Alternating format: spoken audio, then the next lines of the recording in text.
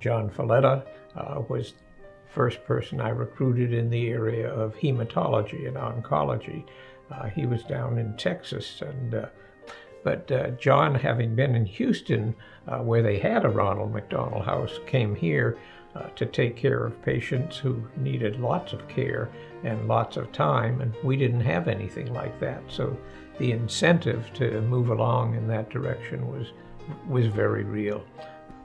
We kept coming back to Durham because John at the time was ranked #1 in children oncology care worldwide.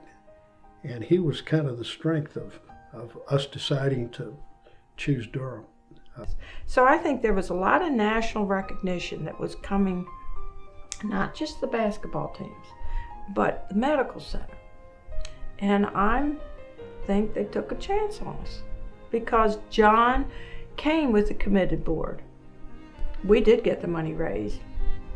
We did have a very positive influence, and it was also the first house. We were the 13th house, and it was the first, quote, rural house. So we didn't have a big fundraisers by NFL teams or hockey teams or baseball teams. So it was local. We were also the first house that didn't focus on children with cancer. We focused on children. Our philosophy was that children who are ill are first children. Then they have a particular illness, but they're first children and their needs as a child need to be met. Well, it was really kind of interesting at the time. The people in Chicago said it was impossible to build a Ronald House in North Carolina because in order to make it work at that time, they said you needed a governor, you needed an NFL team, and a mayor. Well, we still committed to it. We knew we could do it. So we came back to start the ball rolling.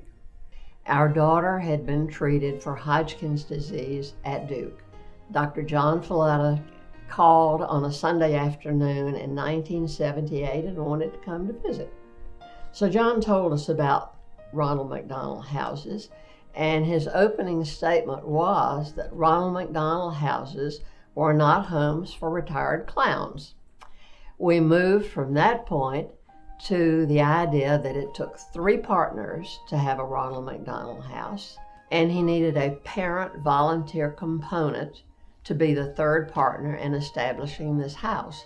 And he asked me to chair that group. And out of gratitude to Duke and to him for all the good things that had happened in our lives, I said, sure, let's go for it.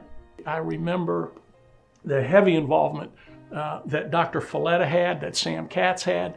And I remember well Carolyn Penny because she was the first president of the house. And those people had a huge impact on me. At that time, I was relatively young. And so I carried the experience with me through my life and my McDonald's career via many other Ronald houses. John Folletta is a very special person. And I am just so glad that I had the opportunity way back when in the late 70s to meet him and get to know him. He's a wonderful, wonderful human being.